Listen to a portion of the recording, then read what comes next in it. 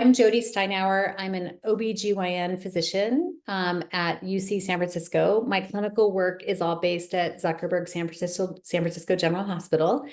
And I direct the UCSF Bixby Center for Global Reproductive Health. And the reason we have gathered you all today is that abortion is on the ballot in many ways. For example, in directly through state ballot initiatives. And so we wanted to provide this opportunity to people who will be reporting about elections. And since abortion is on many ballot and an important piece of elections right now, we wanted to make sure you have the best evidence about abortion that we can provide. There's a lot of misinformation out there, and we wanted to be a resource for you. We also hope that you take this opportunity to ask us questions.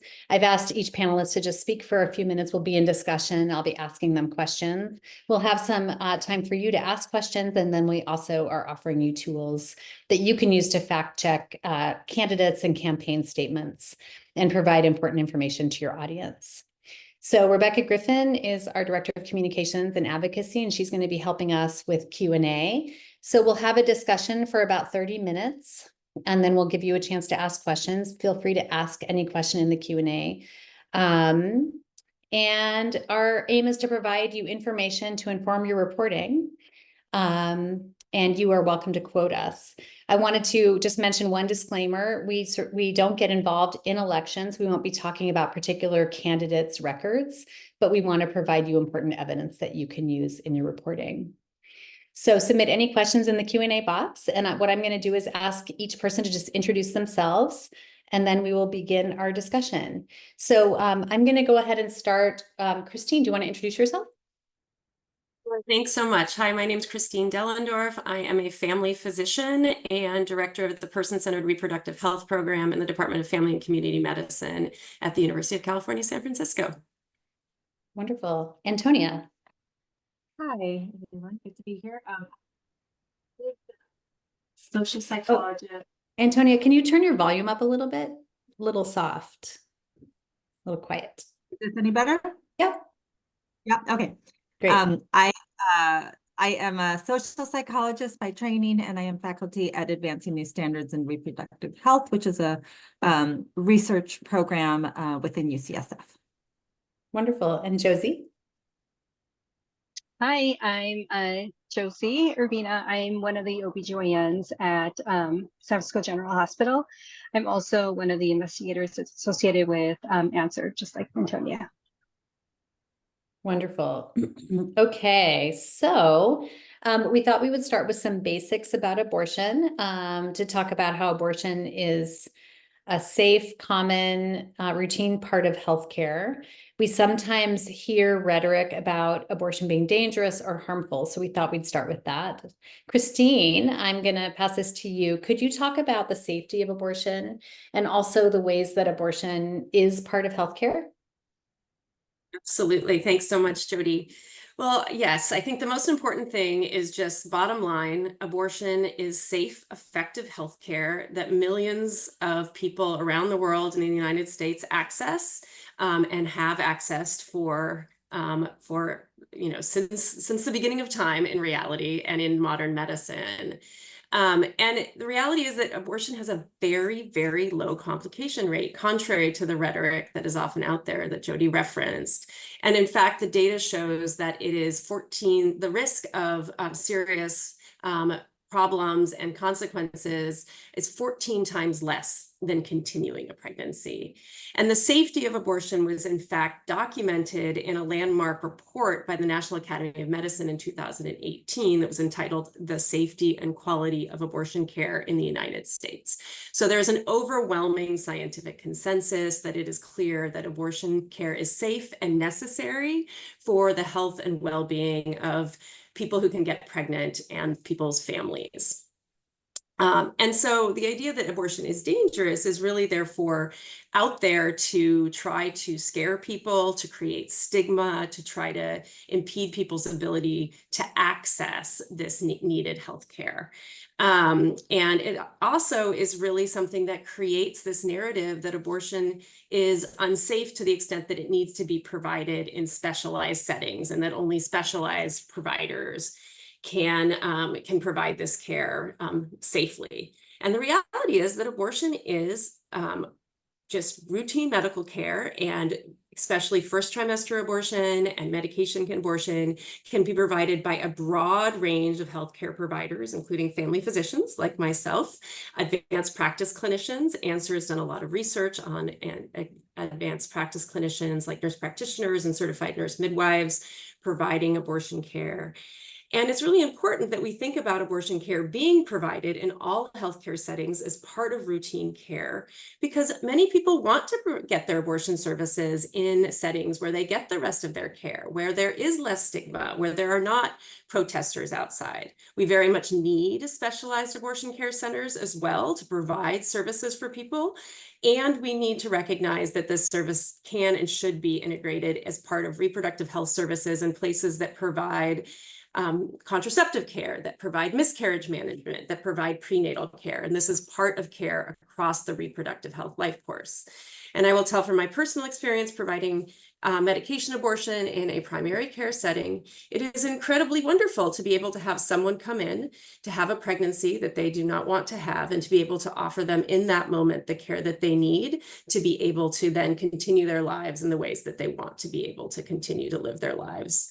And so this is a really important an important transition to think about abortion as something that is just integrated into regular healthcare and can be done safely and effectively in that context. Mm-hmm. Christine, is it safe for primary care providers to provide abortion care? Why, yes, Jody, it absolutely is safe to primary care providers. There's a huge amount of literature out there about both, as I referenced, the fact that many people want to receive the abortion care when they need it from their routine sources of medical care and primary care settings, but also that family physicians and other primary care providers do safely provide this care. Not only can, but do safely provide this. And family physicians around the country provide a substantial proportion of the abortion care in this country. A lot of this is first trimester and medication abortion, but family physicians also provide second trimester procedures as well. Was first approved, family physicians were really instrumental in the necessary testing that happened for mifepristone to have it approved by the FDA. Mm-hmm. And also, just to say, advanced practice clinicians also can safely provide abortion care as well. And actually, this is an unplanned question. I wanted to ask Antonia about, we know that many people will want to self-manage their abortion. I wonder if you could just say a little bit about that. Sure. Yeah. I mean, we know that that particularly in the current context, for people who cannot travel for care or don't have access to abortion, many will be considering ending their pregnancy on their own without medical assistance, which is what we call self-managed abortion. And my colleague, Dr. Ralph, and I just published an article about a month ago that examined changes in attempts to self-manage abortion, pre-Dobbs and post-Dobbs. And what we found is that we found a significant increase in the proportion who attempted to ever try to end a pregnancy on their own without medical assistance, from 5% pre-Dobbs to 7% post-Dobbs. And people are using a range of methods. So they're not only using medication abortion pills, which we know is extremely safe and effective, but they're also using traumatic and more ineffective methods such as physical force, as well as herbs and other drugs. And I just want to say, like, unlike the pre-Roe era where we know self-managed abortion on your own was very unsafe, self-managed abortion can be very safe and effective since now we have access to medication abortion.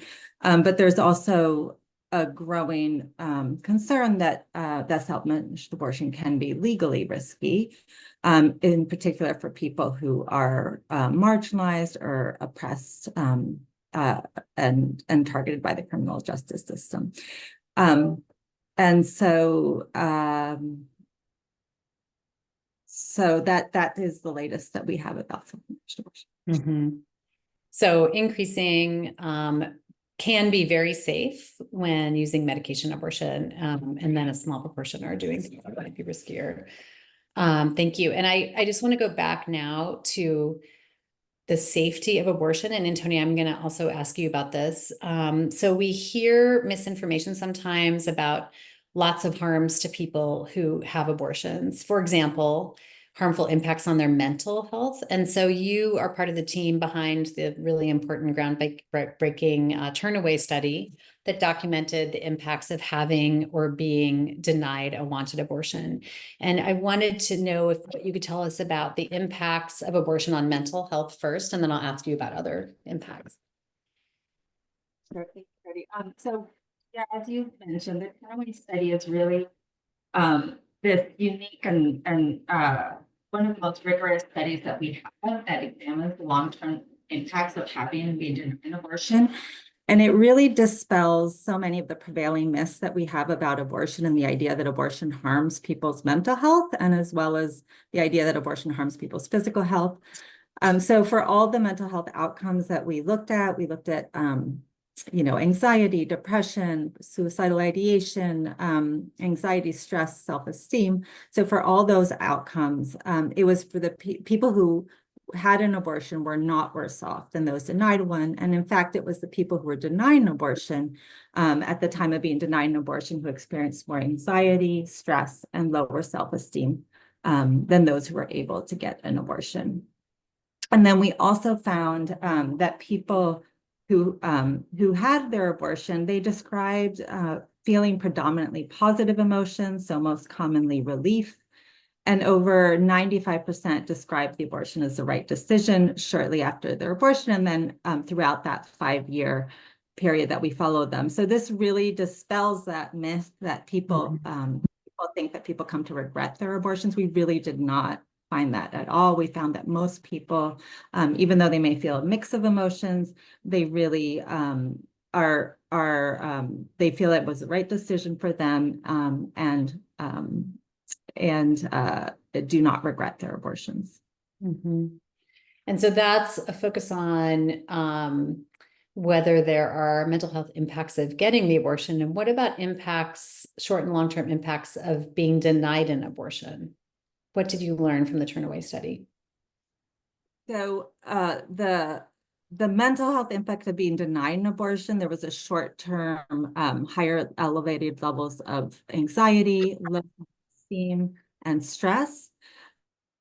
And then we looked at a variety of other outcomes, and we found that for all cases, it was always the people who were denied an abortion who were worse off. And this all aspects of their lives, including their physical health and financial well-being, which extended to the financial well-being and development of their children and families. As you know, Dr. Dellendorf was saying describing how safe abortion is, and which it is so safe, and we were able to compare people's physical the experiences of safety with having an abortion and being denied one and carrying that unintended pregnancy to term, and found that the physical consequences were much more severe for the people who carried to term. People were much more likely to experience life-threatening complications like eclampsia, postpartum hemorrhage, chronic headaches, migraines. And then we also had tragically 2 women who were denied an abortion and died following delivery, and no women who died from having an abortion, which is really really highlights that elevated risk of carrying a pregnancy to term. Yeah, thank you. And, we will have, if anyone has any further questions about any details of those studies, we will have time. We wanted to highlight one of the areas where we hear the most inflammatory rhetoric, and that's about abortions that happen later in pregnancy. People use these made up terms like late-term abortion, post-birth abortion that really have no basis in science, medicine, clinical care. So, Josie, I wanted to ask you if you could talk to us about how and why people have abortions later in pregnancy. Yeah, so there's just a lot of misunderstanding and misinformation about abortions later in pregnancy, especially when terms like late-term abortion are inaccurately used in this political discourse that's going on in our country right now. Deciding whether or not to have an abortion is like very deeply personal, and it's incredibly complex for a person, as like it often involves balancing a wide range of factors that could be emotional, financial, even like medical considerations that a patient is really dealing with. Each person's circumstances are unique, and we must really trust the pregnant people to make the best decisions for themselves and their families. Like terms like late-term abortion it's inaccurate. The reality of it is that abortions later in pregnancy, which is the correct term to use, I might say, they typically happen after 20 weeks and really only account for like a tiny fraction of abortions. It's actually less than 1%. And abortion later in pregnancy happens for various reasons, many of which involve, a complex medical or personal reason or a decision, such as like barriers to care, a person's health status worsening while they're pregnant. Sometimes severe and lethal anomalies in the fetus are found later in pregnancy. And sometimes, a person's circumstances, they change while they're pregnant, and they just decide that ending a pregnancy is the best decision for their life at that moment. One thing I will say is that abortion bans in general, they make it very hard for people to obtain abortions on their own terms. These bans, they make people travel out of state just to be able to get safe abortion care. And that in of itself causes delays in care because of the logistical and financial planning that's involved. These people, they have to find a clinic, they have to manage to get an appointment in this clinic that may be weeks away. They have to get time off of work. They need to find childcare. They have to travel hundreds or even thousands of miles to get the care they deserve. I've noticed that some patients are scraping enough money together to pay for everyday living expenses, never mind like an unexpected cost or expense like an abortion, which, we all know usually isn't covered by health insurance. These abortion bans, they make it harder for people to get an abortion as soon as they want it, like I said, on their own terms. And this just pushes them later into pregnancy when it's harder to find a physician to do the abortion and it becomes more expensive. One more thing that I very much need to clear up is that there's no such thing as terms like post-birth abortion. This is not medically accurate, and it really disrespects what people undergoing abortion and what people providing those abortions are doing. Most abortions after 24 weeks, they're usually due to severe fetal anomalies or, like I mentioned, maternal health risks. The decision to terminate a pregnancy at this point it's not taken lightly. It involves, the input of multidisciplinary medical teams who ensure that the procedure not only aligns with the patient's needs, but also, medical ethics. And people and politicians using misleading terms and propagating myths and disinformation about abortion, it's really contributed to significant stigma and a lot of misunderstanding, which really overshadows the nuanced realities that patients and physicians who provide abortion face. Thank you. And along the same lines, is there anything you'd want to say about viability bans? Those are becoming, bans at various stages of pregnancy, but also around viability. What are the harms of those? Yeah, so just the use of viability in, when politicians try to use it in abortion bans, the whole concept of viability, I think what people mean to say is that it's the point at which a fetus can survive outside of the womb. It's been used, in many abortion bans as like a legal and medical threshold, like some type of dividing line. However, like this approach, it presents so many challenges, like both scientifically and ethically. Viability, it's a very complex term, and it doesn't belong in laws, and politicians are very much not suited to determine the line for which an abortion is acceptable, given the nuances of people's lives and circumstances. For us OBGYNs, variability is not a fixed point in pregnancy, but rather it depends on like many factors, including the condition of the fetus, maternal health conditions, and the quality of neonatal care that's available at the hospital that a person might be at.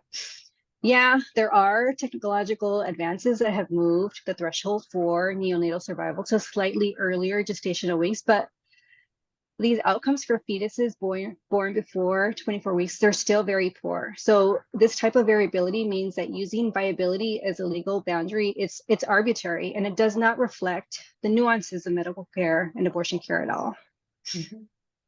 Okay, thank you. All right, we're gonna shift to abortions earlier in pregnancy.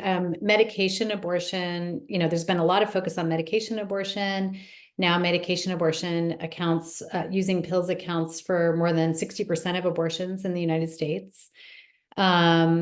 The availability of medication or abortion has been a huge factor in the increase in abortion since the Dobbs decision. It's also been a target of anti-abortion advocates, including in the recent Supreme Court case to try to undo the approval of mifepristone. So, Christina, I wanted to come back to you.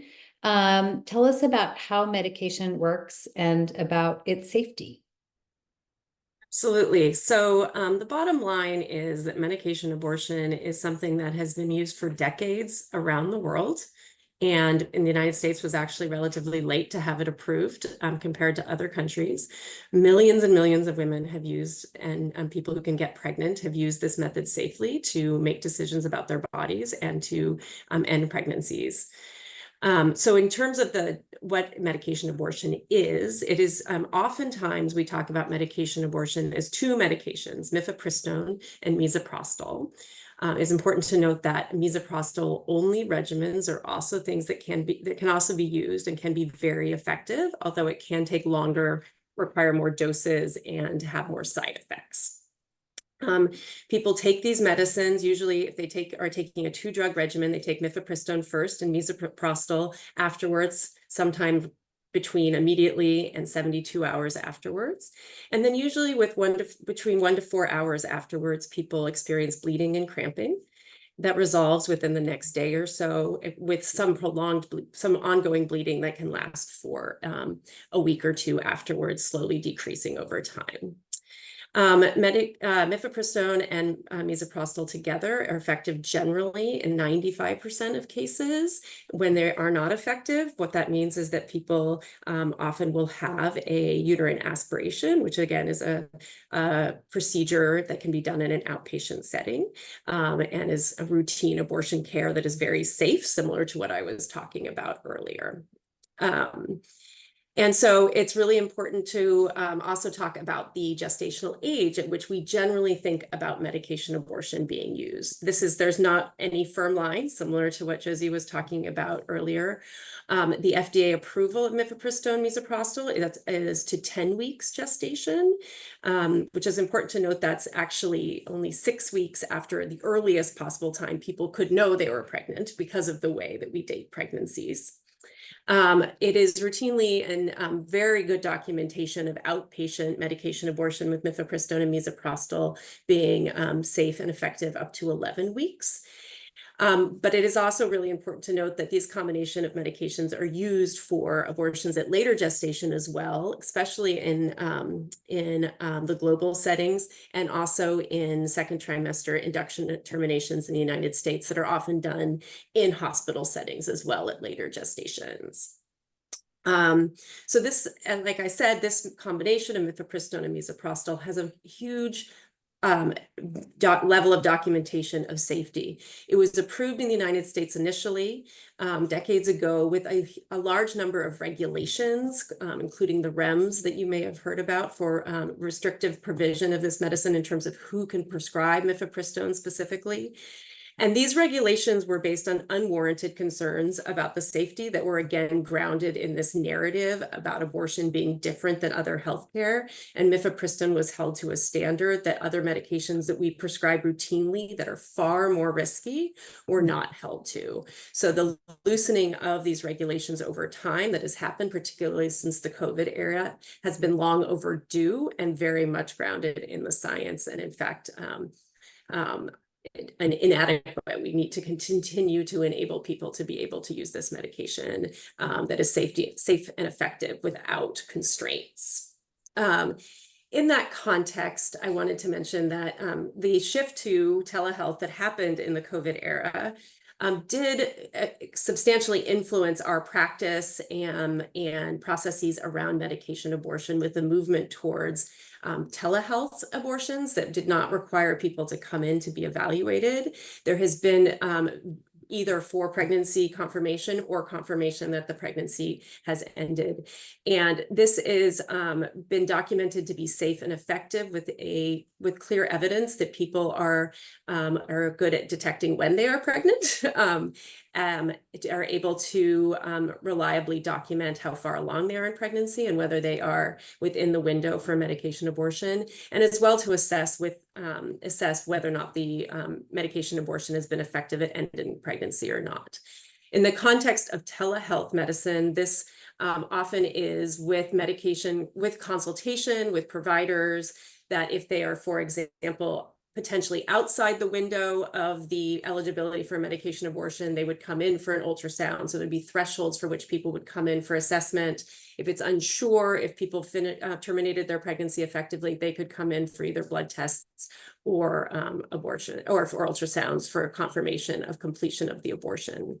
I do want to lift up in this context about telehealth medicine the importance of self-managed abortion, which Antonia already referenced, and the documentation that self-managed abortion with often MIFI and meso regimens or misoprostol alone regimens is also safe and effective, and that there is a growing movement towards providing provider support for patients in the cases where they do need that through telephone consultation.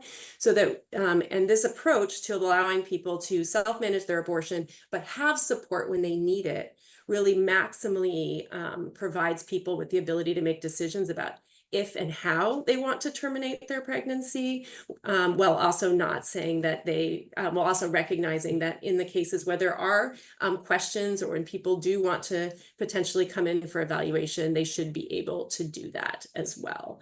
And so I think that this movement towards telehealth medication abortion is very consistent with this, what we know about the safety and effectiveness of medication abortion and telehealth medication abortion in general, and also opens doors for people to be able to make decisions about their pregnancy-related care in a way that makes the most sense for them.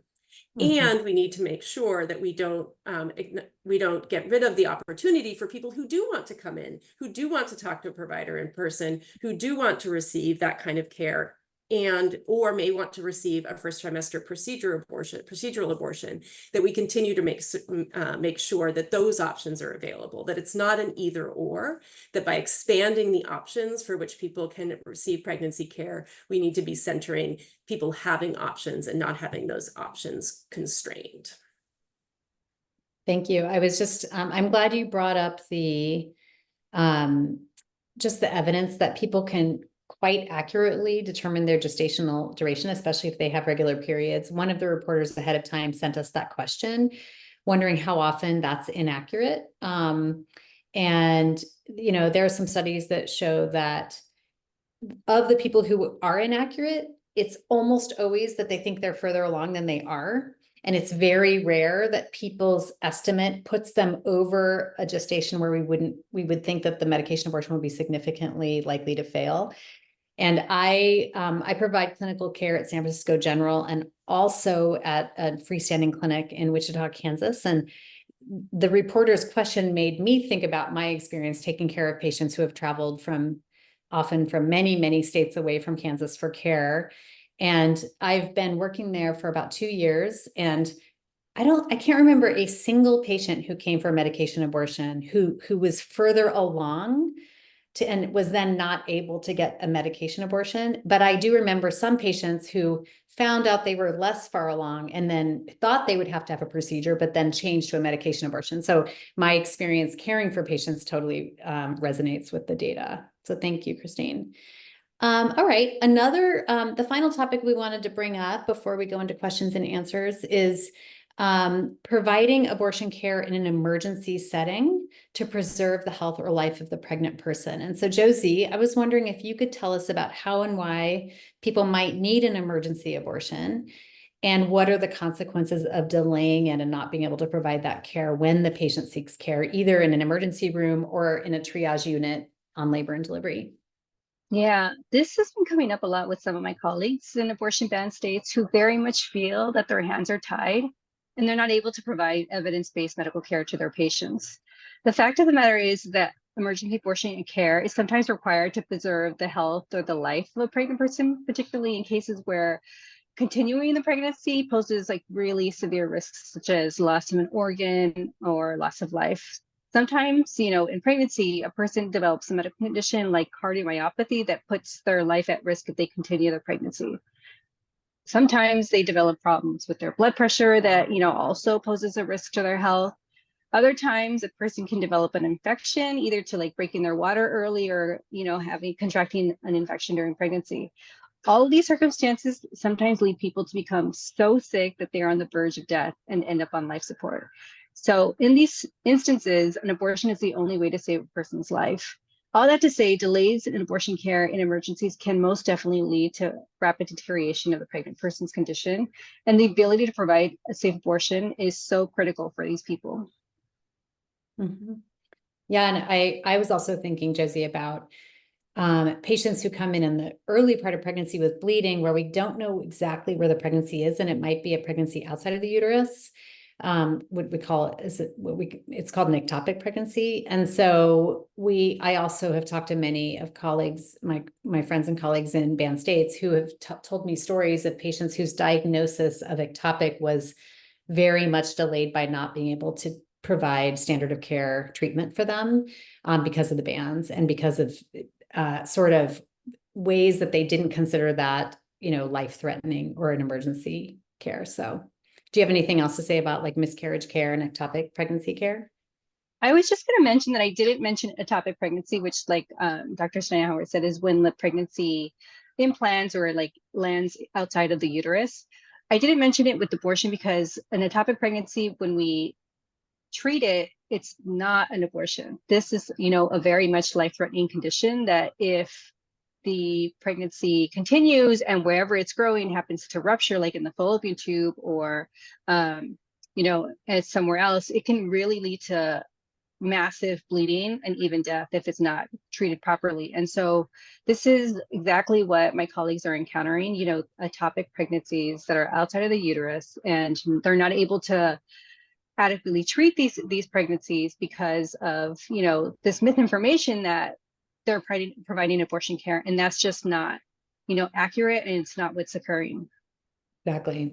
So they have repercussions far beyond abortion care that can cause harm.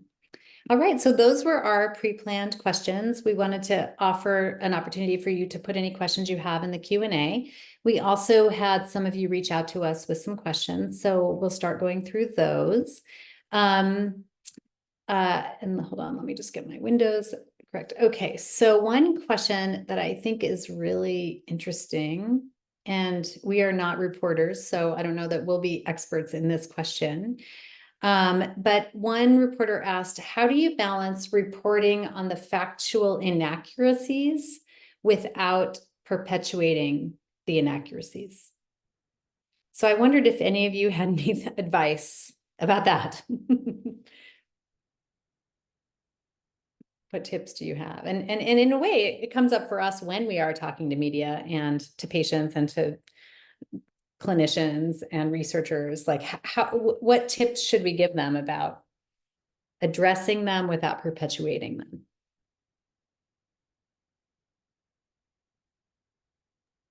I was going to say, like, including clinicians in the conversation, just to be able to check in and make sure that the terms that are being used are medically accurate and not something that are made up and actually don't happen in medicine or in clinical care. I think that'd be helpful. I know that sometimes the conversation is out of our hands and it's between reporters and politicians, but I'm really grateful for this opportunity to do this webinar for that fact, to be able to get our perspectives and to also set the record straight about what's accurate and what is dis and misinformation. That's a great tip. And Tony and Christine, do you have any thoughts? I think leading with the data that we know is true, and then saying how that relates to the to misinformation. So leading with the fact that there's clear scientific consensus from, and as documented by this 2018 report from NASEM, I think, and then saying, well, contrary to that, there's been these longstanding narratives fueled by stigma. So I think that it's just really important to have the foundation of the evidence up front as the starting point of all of these conversations. Great. Antonia, did you have anything else to add? Yeah, As a generator of the evidence, do you have any tips?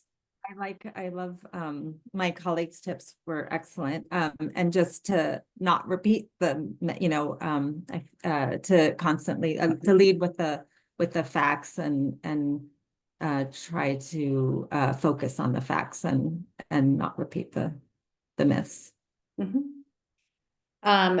Great. So one of our attendees said, along those lines, I'm curious about why exactly late-term abortion is a misleading phrase.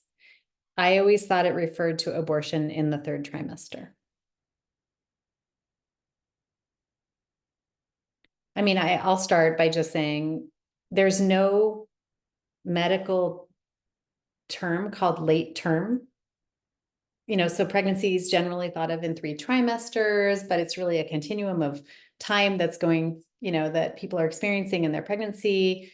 And abortion is, people choose to have abortions at different points in their pregnancy. There's not like a definition of what would be, there's not like a clear cutoff. And late term, it's just not a term. I mean, I guess that's, it's sort of basic point, but it certainly is very misleading and inflammatory. Do people have other thoughts about it?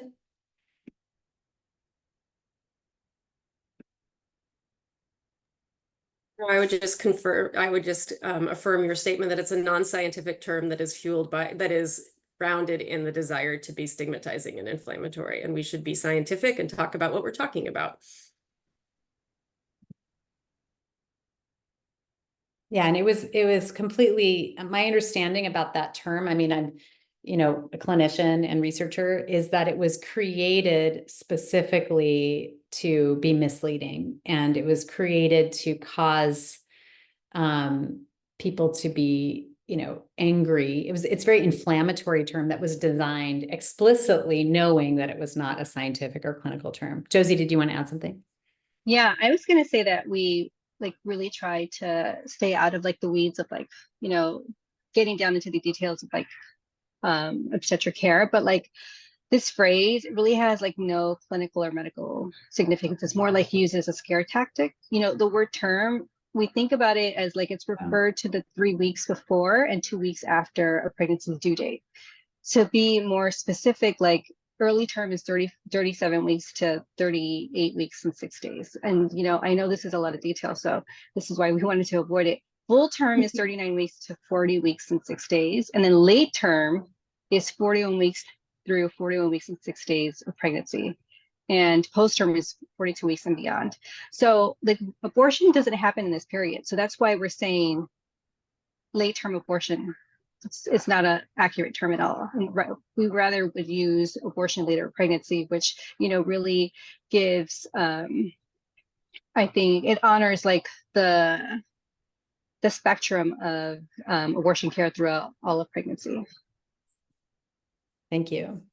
One of the reporters posted a question. It's not fully developed, so I'll let you guys sort of interpret it as you would like. But the impact of post-viability mental health exceptions. So it's not a question, it's just a statement. So I don't know if anyone wants to say anything, maybe about the importance of, I suppose what this might be getting at is states maybe with viability or sort of gestational duration bans, then why is it important to have a mental health exception? I don't know if people want to have anything that you'd like to say about that.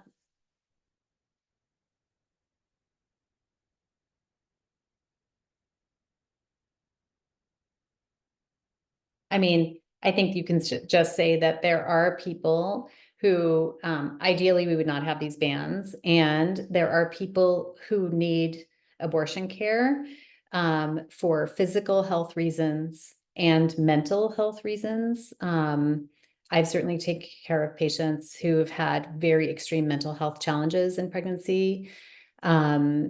At various gestational durations, and it has been determined that the safest thing for them is to be able to have an abortion. And so I would just say as a clinician, it's necessary to make this available at a minimum. I don't know, does anyone else want to say anything else about that? Yeah, I mean, I would just say that we know people have abortions for a range of reasons, and limiting abortions for certain reasons doesn't really make sense because it's very arbitrary. So I think that that we, each case is unique, and people know what they need in terms of seeking abortion. So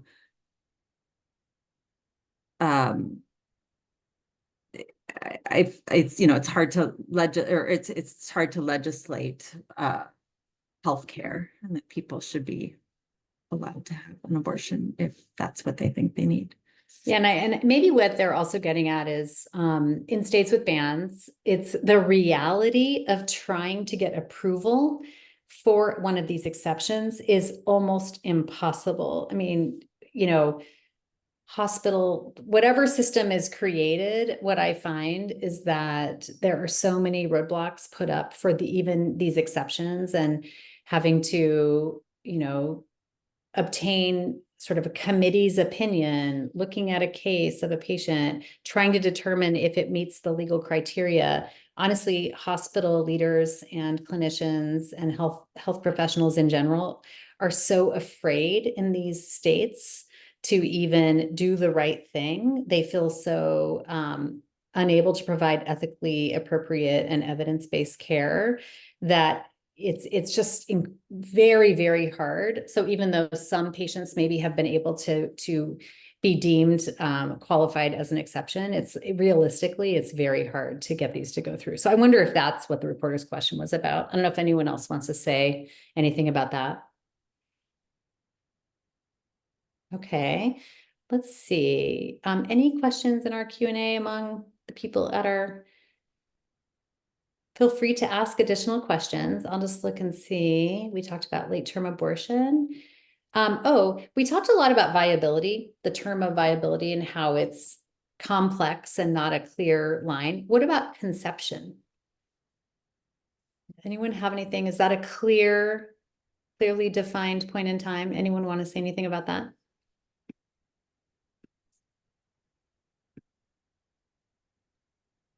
I can go. Sure. So conception is a non-medical term that is thought to be the idea of the sperm meeting the egg, which is in fact something we never know when it happens or if it's happening.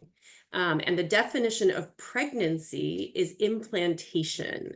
And in fact, the American College of OBGYN has removed conception as a phrase that they use in any of their materials, documents, policies, because it is a problematic non-scientific term that is again designed to create this idea of an event happening that's that we should be responding to, again, the sperm meeting the egg, as opposed to medically what is happening in a person's body with implantation, which you can then detect with a beta HCG, the pregnancy hormone, and it can be medically documented that there is a pregnancy. You can never document conception. And so we do think that that is a really important piece of this, of changing this narrative from one that is grounded in theological or other conceptions of humanity and human life, but actually about people's medical realities and what the medical system,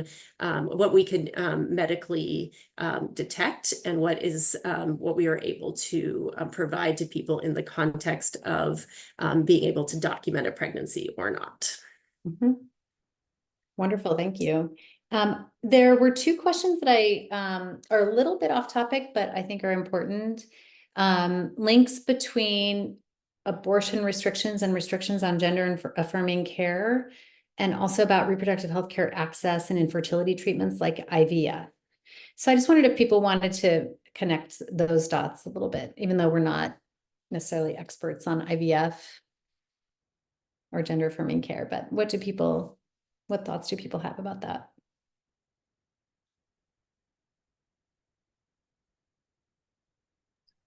I was going to say that any type of restriction in access, is always the most marginalized communities that are most affected. And it's usually, Black, Brown, immigrants, LGBTQ, gender expansive individuals, as well as people who are disabled or in the carceral system. And I think it's never about, being pro-life or pro-family, or it's mostly about control. And I think people are just very uncomfortable with being open to having individuals live their life, even though it has nothing to do, it doesn't affect other people. And this, goes along the lines of like restrictions in gender affirming care. It's just, there's a lot of misinformation with that, unfortunately, and we've seen it in the same states that are, restricting abortion are also restricting this care as well. It's just like it's just, what's the word? It's one thing after another. I think the end game is to control people's bodies, ban abortions, ban gender affirming care, eventually start to ban contraception, and just have complete control over people's reproductive autonomy. Christine? Yes, I absolutely agree with you, Josie. And I would just say that as clinicians and public health researchers, what we are all focused on is how we can enable people to live the sexual and reproductive lives that they want to have with agency and autonomy. And all of these types of regulations and narratives are about imposing perspectives onto people about what their sexual and reproductive lives should be and what should be available to them, as opposed to enabling people's well-being, which is what we are all committed to. Thank you. Antonia, did you want to say anything? I mean, I was just gonna say what they all have in common is how they, restrict people's bodily autonomy, and that they essentially are based on not trusting people to make their own decisions about their own bodies, and not by not trusting them, somehow they think that passing legislation and controlling people that are going to be better, that's better than people making their own decisions. But we know, looking at the evidence that we have from the Turnaway study, people are always better off when they can make their own decisions about their own body. So they're certainly not evidence-based policy. Thank you. Well, I think we'll begin closing. Thank you for attending our UCSF Bixby Center's Abortion Fact webinar, and so happy that you got a chance to learn from three of our experts, Dr. Urbina, Dr. Dellendorf, and Dr. Biggs. And we have dozens of more experts that you didn't get a chance to hear from. And so please reach out if you have any questions. I think Rebecca put her email in the chat. Feel free to reach out to Rebecca, and she can connect you with any one of us or many of us to support you. And thank you for your commitment to truth telling. Thanks a lot.